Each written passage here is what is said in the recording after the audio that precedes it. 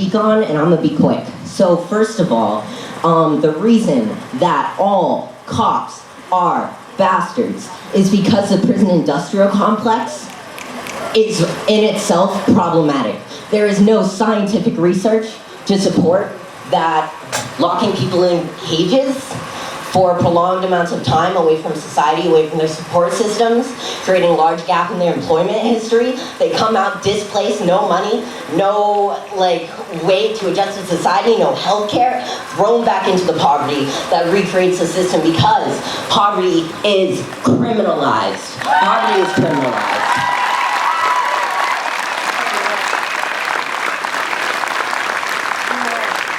Damn, I'm pissed. Honestly, y'all need to stop thanking cops at protests because that is a PR opportunity. You can say anything you want. That man that stood on this stage when I was representing some solidarity with migrant families in that council room, that same police officer who stood up here and was like, yeah, I guess we have some things to work on, was saying that there was nothing to work on and gaslit in the faces of the families who have tolerated this abuse. Gaslit them to their face.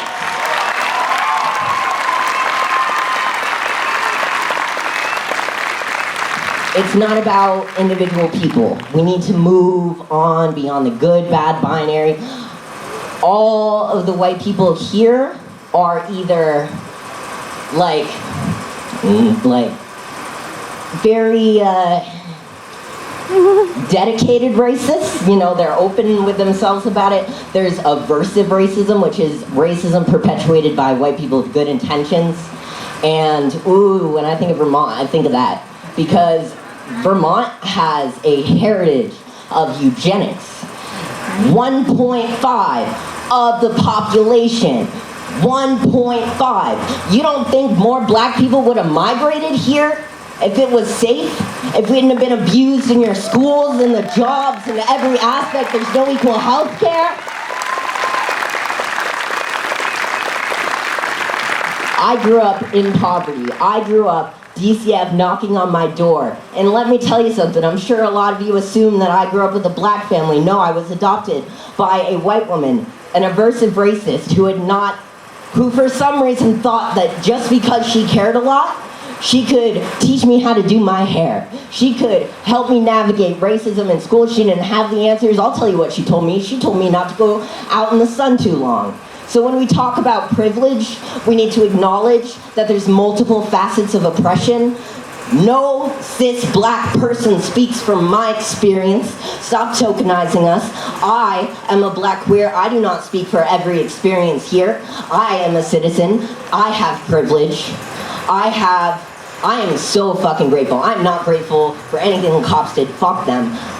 What I'm grateful for is that the complex PTSD that I have is disabling. I have been in the process of trying to get services so that I can survive because I have been brutalized, molested, beaten down. I know the darker sides of people. I get to see them way more often than a lot of you. A lot of the black people who are protected by class is different, I promise. So there needs to be an understanding of intersectionality. But the beautiful thing about that is I'm gonna show up for all my queers, I show up for my black people, I show up for the disabled community, and I will be that bridge, and my back is that bridge, and there are so many people like me that we sit on this grass, and we see people after people going on that stage, and there's nobody that fucking looks like us, or understands where we've been, and that is because this is a place of privilege.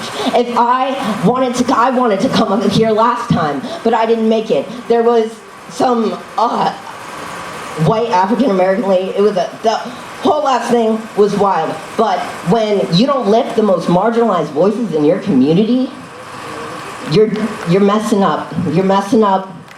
And also talking about gratitude, to call Vermont good. To call Vermont good, to call our schools good when they are majority white. is to say that there is nothing that black and brown people have to offer in regards to our experience.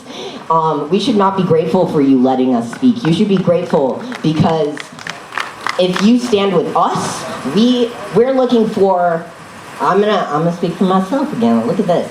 What I want is a society where the vulnerabilities that we have are the things that connect us. I don't want to see any, like, the colorism, the fat shaming, the classism, the same people who will talk about oppression in one bit will like turn and then talk shit about drug dealers. And it's like or people struggling with addiction. All of these are connected, and when you understand the core of oppression and how these structures create themselves, you will build solidarity. If anything, we need good relationships. We need strong relationships. If your racist, like, uncle or parents aren't gonna listen to you, they're not gonna listen to me. So we need to help each other. And if you show up for other people, they show up for you.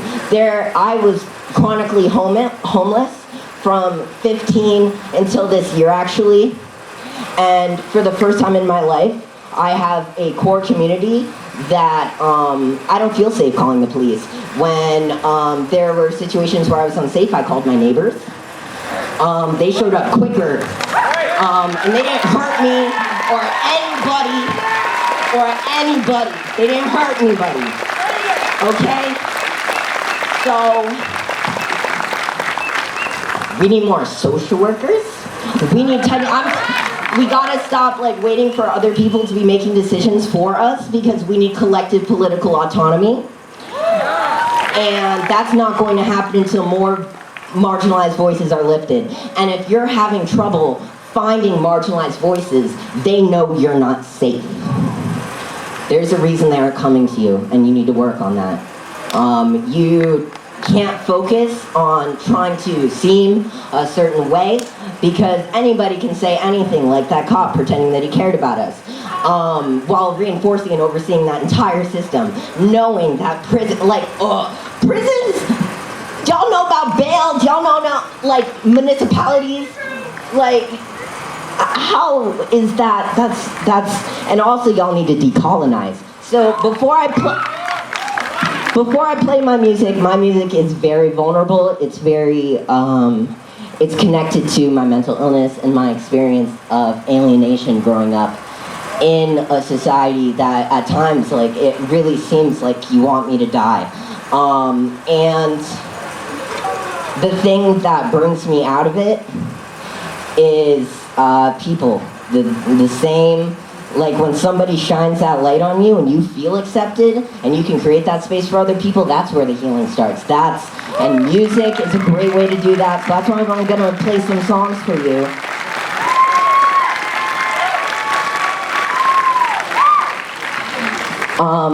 But before I get into that, I want to say politically what I want is every single non-violent black offender in the state of Vermont, I want immediately released. And I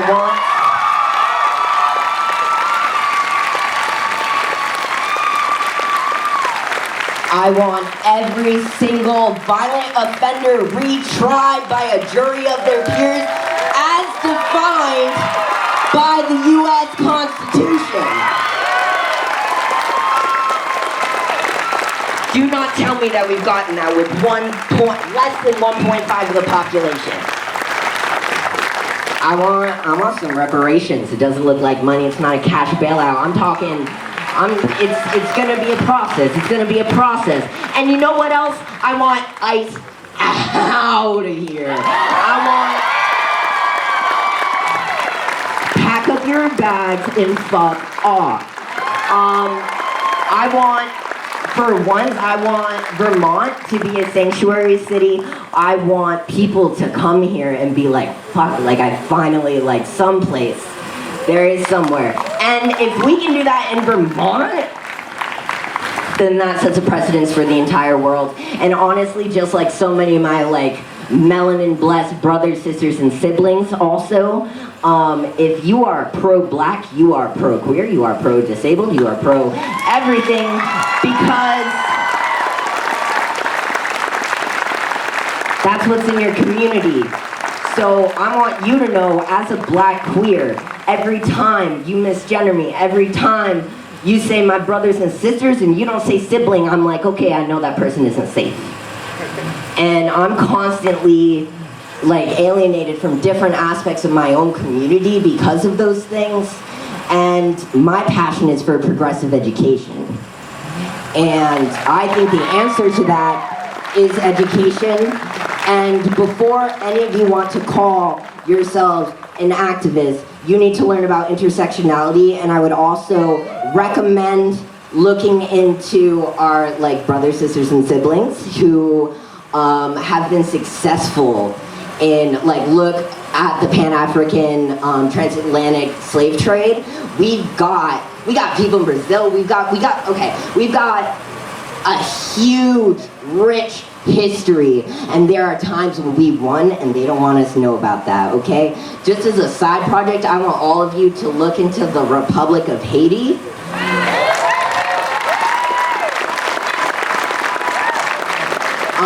Another thing, like spiritualism, there's a lot of like edgy colonizer atheism. I want you to get rid of that. We can talk about oppression in groups that are spiritual without disrespecting entire communities.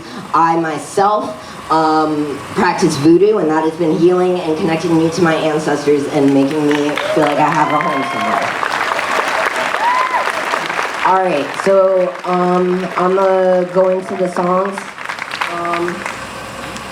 and yeah, all right, you can sit down, y'all are asleep. Yeah.